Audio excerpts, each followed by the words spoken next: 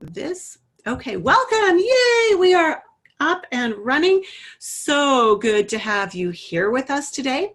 And today we are talking about eye anatomy. Now, eye anatomy is not a sexy topic at all, and we know that, but here's the lowdown.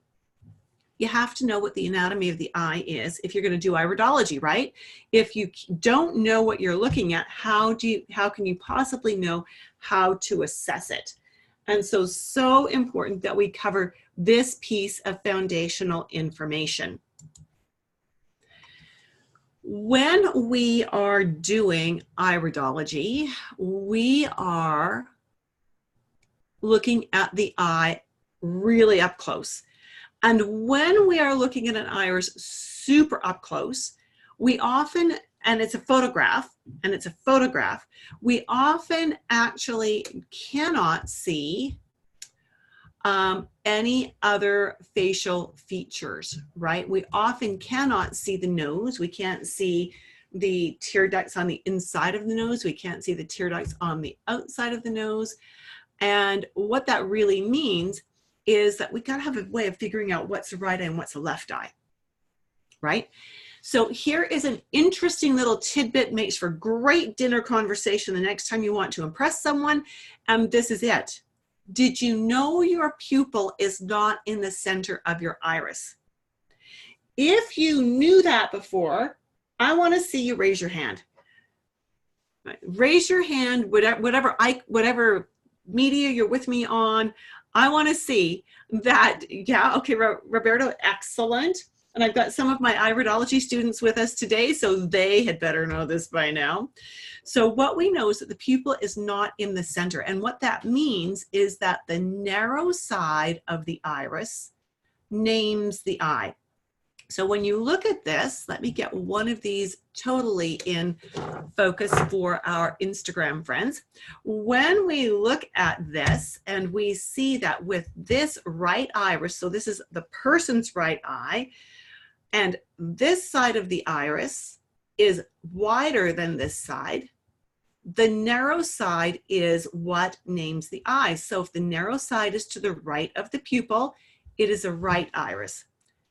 If, on the other hand, the narrow side is to the left of the pupil, it is a left iris. There you go. There's your first little thing that you needed to know. And this is critical because when we do iridology, if we don't know our rights from our lefts, every analysis we do is going to be totally messed up, right? And we don't want to do that. We don't want to mess people up when we do an iris analysis. That would not be a good thing. Let's take this to basic anatomy now. When we are looking at an iris, or when we're looking at an iris, we're actually looking at the tissue that's right in here. But we need to know about so much more than just the iris. We need to understand how the eye is actually put together completely and entirely. As we look at the eyeball, the eye is actually a nerve receptor. It is the nerve receptor that feeds information into the optic nerve, right? The eye itself has two fluid-filled chambers, one at the front. This is the anterior chamber, or the chamber at the front. One at the back, which is the posterior chamber, or chamber at the back. And that's important only insofar as that fluid helps the eye to hold its shape. We also have this very tough outer layer of the eye, very, very tough outer layer. And this is called the sclera. And at the front, the sclera, most of the eye, the sclera is white. But at the front of the eye, the sclera becomes clear so that you can actually see. And then we have more sclera, and the sclera wraps around the optic nerve. That is how important the optic nerve is. It has protection. It has protection. When we look at the pupil is right here, and that is actually a hole, if you will, in the iris fiber, in the muscle structure of the eye. When we look at the eye and we see the, just let me get caught up with my notes here. I've been ad-libbing there for a bit. Right. So that's what we need to know. Those are the things that we need to know. This piece is what we're going to look at next. So we're going to look at this image in a slightly different way to help us orient for an image that's coming up. So we've just taken that image, flipped it on its side, and this is what we're going to look at next in a black and white drawing, this piece right here. This is where we start getting nitty-gritty with iridology stuff. You with me? Are you good so far? Let me know that you're doing good. A thumbs up or a doing good, anything. Let me know that you are doing good here. As we look at this, and again, this is exactly what we were looking at right here. It's just that one side. This is the side of the iris that you see when you look at somebody. This is called the anterior border layer. Now, blue eyes have almost no pigment at all. And so there's very little of anything in this anterior border layer. Dark brown eyes have a lot of pigment, and that pigment resides just under this anterior border layer, right? It's just right in there. And what that means is that if the pigment is dense, it's going to hide a lot of the other things that we actually want to be looking at. So we have the anterior border layer. That's a really important layer. We have what we call the stroma, which is everything in here. And the stroma is made up of so many different things. The stroma is made up of trabeculae. And those are actually what we also call fibers that radiate outwards. They have blood vessels. The stroma houses the blood vessels for the iris. It has muscles like the sphincter muscle and the dilator muscle. This is all housed and held in the stroma. We also have the posterior epithelium. And the posterior epithelium is an interesting layer of cells. This is actually only 2 cells thick. And it's very, very dark, dark brown or black. And it, at this inner edge, is very, very light sensitive. And what that means is that when these cells, and for those of you on Instagram, I will repoint my camera. There we have these cells, very, very light sensitive. When these are triggered by light, either bright light or dim light, they tell the sphincter muscle and or the dilator muscle what to do as far as opening or closing the pupil.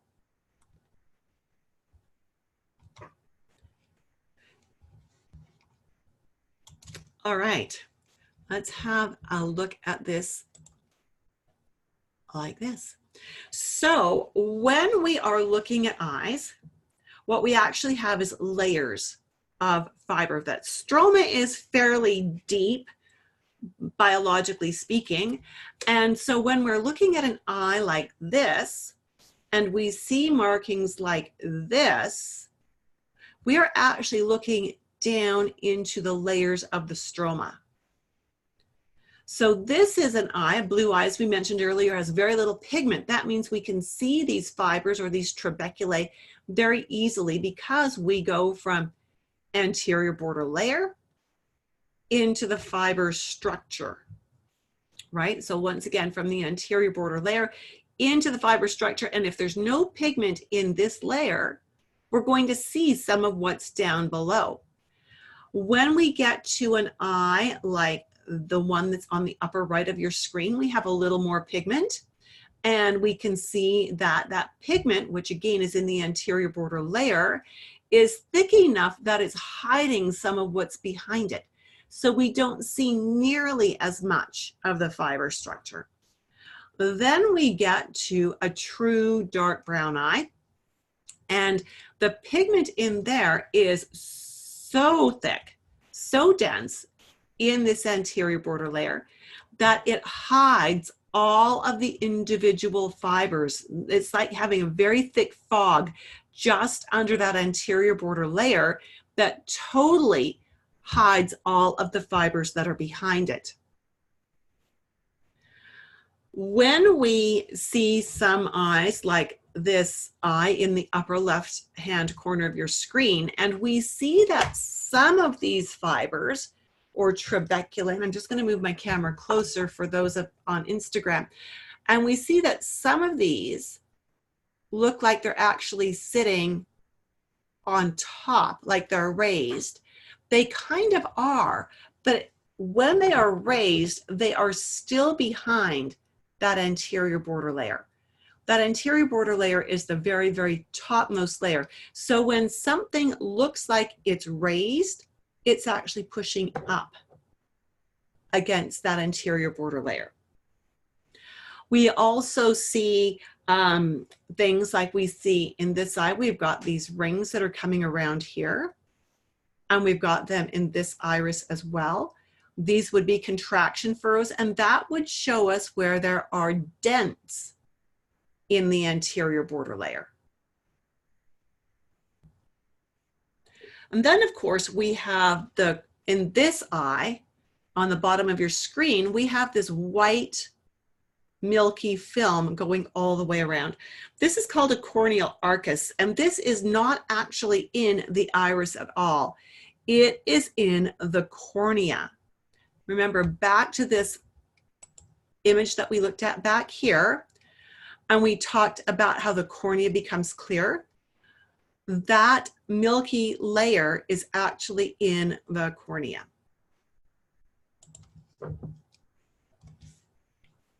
Hence, it's named corneal arcus, right? That just makes good sense.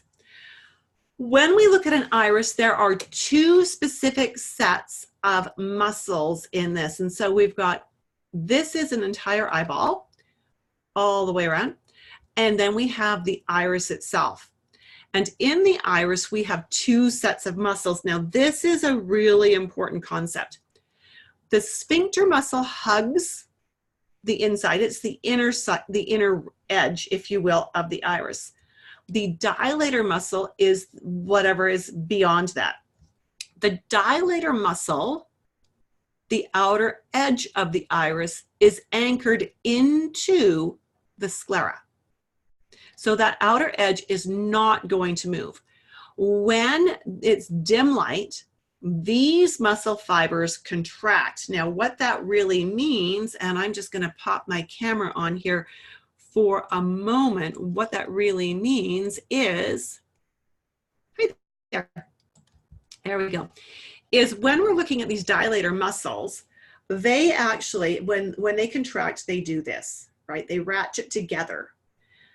But if this is the outer edge of that dilator muscle and it's anchored into the sclera, when this muscle contracts, it's the inner edge of the muscle that moves. And as that inner edge moves, it pulls the sphincter muscle apart, as in it makes the sphincter muscle fibers spread out. And that is what allows the pupil to dilate. Now, because the dilator muscle and the sphincter muscle are anchored together where they meet, they're connected right here where they meet. What that means is that when the sphincter muscle, when the light is bright and that sphincter muscle has been triggered to constrict, as it constricts, what's going to happen is it is actually going to pull on this edge of the dilator muscle to stretch the dilator muscle out. And as the sphincter muscle constricts, we are going to see that pupil get smaller. Does that all make sense? Is that all fitting for you? Love to have some comments in the chat box if there's any questions about that. So important that we understand this basic anatomy and physiology. Did you know that the iris contains over 28,000 different nerve endings? And we don't even know what most of them do. And blindly in the stroma, which again is that connective tissue that makes up the iris, but we just don't know what they actually do. So when we look at an eye and we are looking for the constrictor muscle, we sometimes actually see it. Can you see on this image that there is an edge right here where there's a difference in color from this to this? This shows us where the constrictor muscle ends. And we shouldn't see it this clearly. Can you also see that it looks like everything out here is sitting just a tiny bit higher than everything in here? And, oh, this is great, Charisse and Brianna. I'm glad that constriction and muscle thing made sense to you. That's fabulous. That's wonderful. Thanks for letting me know that. And so as we look here again, does it look like this is maybe sitting one layer above this? Almost like this is one little step down as we look in here. What that really means is that we've got basically a layer of fiber missing. So if the eye is made up of a certain number of layers of fiber, so we've got those layers of fiber stacked up like so, and a layer of fiber is missing, we have less iris tissue that we're working with, right? And that means that it's not quite as dense, and that means we can see what's down beneath it. And that would be this sphincter muscle. As we get further in learning iridology, we learn why that is significant and why it is so important. Take a really good look at all of these threads that you see in the iris here, because they're not really threads. They are capillaries. They are tiny capillaries that are coated with collagen. And when we look at these capillaries, they come from the edge of the iris towards the collarette and back out to the edge of the iris. So we have an arterial flow and a venous flow. Then we've got capillaries that are inside that ring. So we're going to pop back. See this ring right here? We call that the collarette. So the first fibers we just looked at come in and go back out. Now the next ones we're going to look at start at the inner edge, go towards the collarette, and then come back to that inner edge. And so when we see that, this is what we're looking at. And again, we have an arterial flow that starts from the edge and goes to the collarette, and then a venous flow that goes from the collarette back to the inner edge. So we need to know these things because understanding the structure of the iris helps us to understand exactly what we're doing with iridology. It's important to remember that with all of this, constitutional iridology is the study of the patterns of fiber structure, base color, and surface pigment that we see in the eye to assess inherited predispositions. With constitutional iridology, we never do an iris analysis without background information. We don't believe that iridology is a crystal ball. It's not going to tell us what's going wrong in the body. It's going to tell us where that person's inherent strengths and weaknesses are. We still need to have a conversation with the client because as we look at photos, what we see is markings that have been there since this person was born. They've been inherently programmed, genetically programmed. If the client is doing good things for their health, if they've been paying attention, if they've been being proactive, then we may see markers in the eyes that say an inherent predisposition to something, and yet they may have no symptoms because they are doing the right things to keep their body functioning at its optimal capacity. Sometimes when we look at an iris and we see markings and we ask the questions about those markings and the symptoms that could attend, the client has symptoms in those areas. And we know we need to then coach them on their health for that. Now, the other thing that can happen, though, is that sometimes when we see an iris, we will not see things that explain the client's symptoms.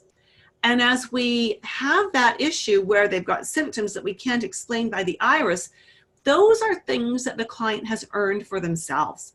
Those are things that have not got an inherent predisposition. So let's do a little bit of a case study here. You ready? You want to do a case study, a walkthrough of an eye? Yeah, if you do, give me some love here. Give me a thumbs up or a yes, or show me a case study. Let me know that you want to see this all together. You ready?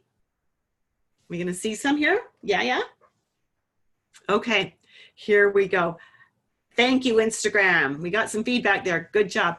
This is the left iris. Can you see the pupil is not totally centered and it's closer to the left edge of the eye? The left side of the iris is narrow, so it's a left iris of a woman who was in her mid-30s. Now, I do a lot of work in my clinic with infertility and PCOS and high-risk pregnancy. So she came to me with fertility issues. She had been trying to get pregnant for the last couple of years. She had conceived once and then she miscarried that conception. And that was very sad because they had been trying for so long. I want you first off to, and I'll give that in a minute. I want you for just a moment to take a look at this up close. And I'm just going to move my camera closer for my Instagram audience, who kind of get rich because they get the secondhand picture through every kind of media we've got here, every kind of tech, right? So can you see that we've got layers showing? We've got some areas where we can see we're looking deeper into the iris. And that's interesting because we are seriously looking deeper into the iris. This is a great explanation of the anatomy. I loved it. Oh, that's beautiful. Thank you, Roberto. I really appreciate that. That means a lot coming from a doctor who's got natural leanings. Thank you so much. When we look at this, what we see is, again, we are looking at layers of trabeculae. And as we see the darker areas, we are looking deeper into the iris. So if you've ever been to ice fields, or you've ever been mountain climbing or whatever, and you could look down into a crevasse, and the deeper you looked into the crevasse, the darker it was. That's what we're looking at here. The fibers in this eye, even right around here, almost look like they're sitting a little bit on top of the eye. Now, let me show you that in an expanded version where it's going to be a little more clear. So you can see that this very specialized trabeculae that we call the collarette is actually sitting very high on the surface of the eye. Again, this is still behind the anterior border layer. When I look at this eye, there are things in it that tip me off to the fact that there may be a personal history of she may have a problem, that's a strong word, that we would call the MTHFR defect, where she doesn't methylate her B vitamins properly, which made perfect sense because as we were chatting, I also suspected that she likely had polycystic ovarian syndrome, which she said, yes, she did. She had, on her own volition, before she came to me, corrected her diet in significant ways to take her from the routine 90-day gap between menstrual periods down to about a 32-day gap between menstrual periods, which was absolutely brilliant because that meant she was already doing the chemistry work she needed to get control of polycystic ovarian syndrome. But PCOS and MTHFR defect are best friends. They often hang out together. Her eyes also suggested some challenges with some inherent liver situations. And of course, liver has a huge impact on how we make cholesterol. The cholesterol goes into making hormones, and then the liver has to break those hormones down after the body is finished with it. Now, the liver does that in two different phases called phase 1 and phase 2. We love it when it's simple like that, right? And if either of these phases gets backed up, then we have a problem, because we can end up with a backlog of metabolic toxins, so debris that the body has created on its own that was useful at one time but is no longer useful, that the body needs to get rid of. And the liver needs to break those things down so that they can be excreted either through the bile or be put back into the blood for the kidneys to do. So I suspected that she probably had some liver things going on as well. And when we also looked at, and she's got contraction furrows. Sorry, that train derailed for a moment. Can you see here, we've got these faint lines coming around the edge. These tell me even more about how her body uses B vitamins and how her body just metabolizes all kinds of things. We also have, and we can see it better on this image, ever so slightly, can you see there's just a faint fogginess right in here? This also suggests that she has earned the right to have some carbohydrate metabolism issues, which goes perfectly with PCOS, because as you probably know, polycystic ovarian syndrome has as one of its key indicators insulin resistance or type 2 diabetes. So that indicator at the edge of her eye suggested that she was not metabolizing her carbs properly, had not done so or for a long time, and we needed to get that under control. Getting it under control is not going to erase this, but it is certainly going to enhance how her body works, which is what we need.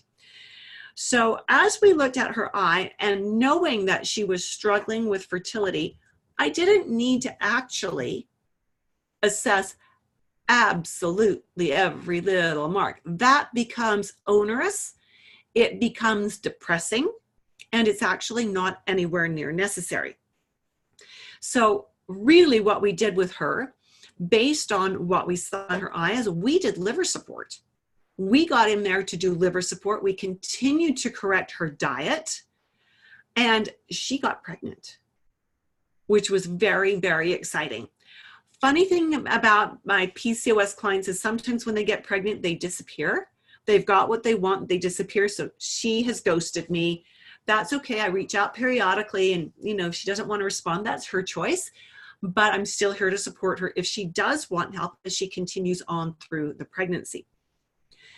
So as we look at this, we just need to remember that when we look at the eyes and we're doing iridology, we need to know what we're looking at. We need to know the anatomy of the eye. We also then need to be able to decide, we need to assess which of the markings are important for where our client is right now. And how do those markings inform what we need to do with our client?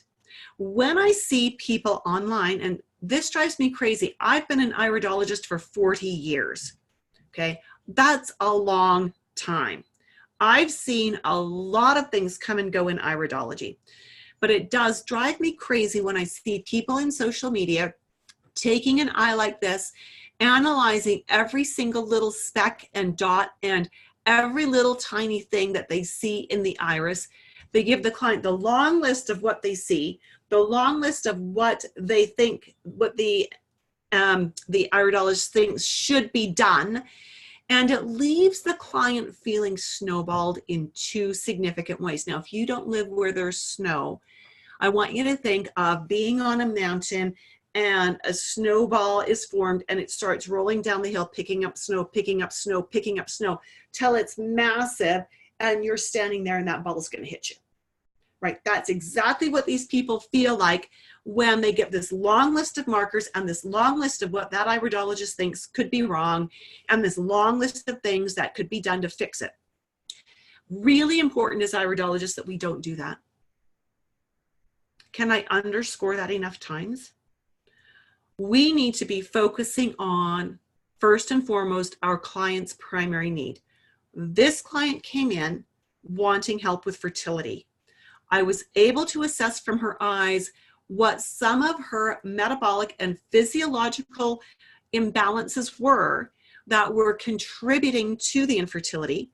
we were able to address those points, give her a pattern for supplements and lifestyle and diet that would help those points resolve, or control them is probably a better word, so that she could get pregnant.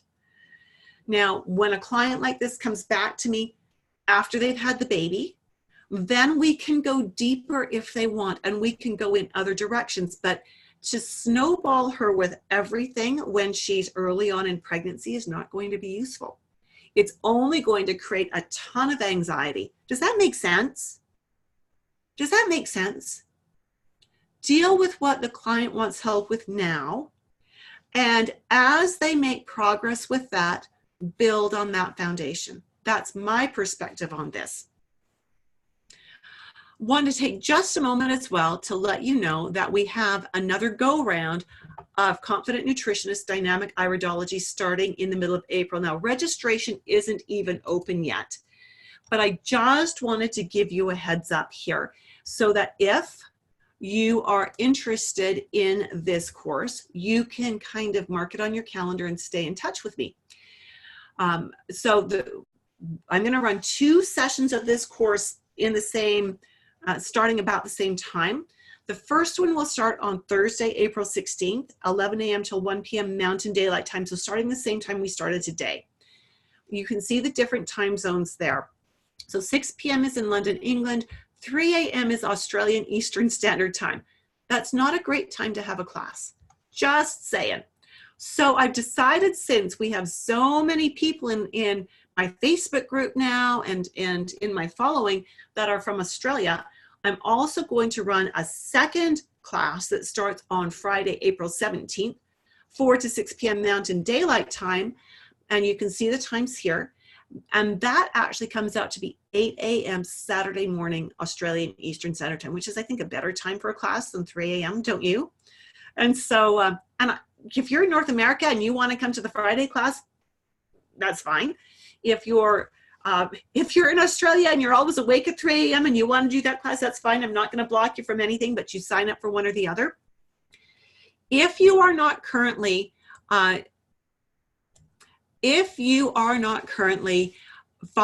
receiving my emails and you would like to keep apprised of when the next, when registration will be opening, because it'll be opening mid-March, hop on over to iridology.education. You're going to find on there, as you flip through pages, there will be a little pop-up box that asks you if you would like to receive a link to download my Iridology map. And when you do that, it will automatically add you to my database, or you can private message me your email.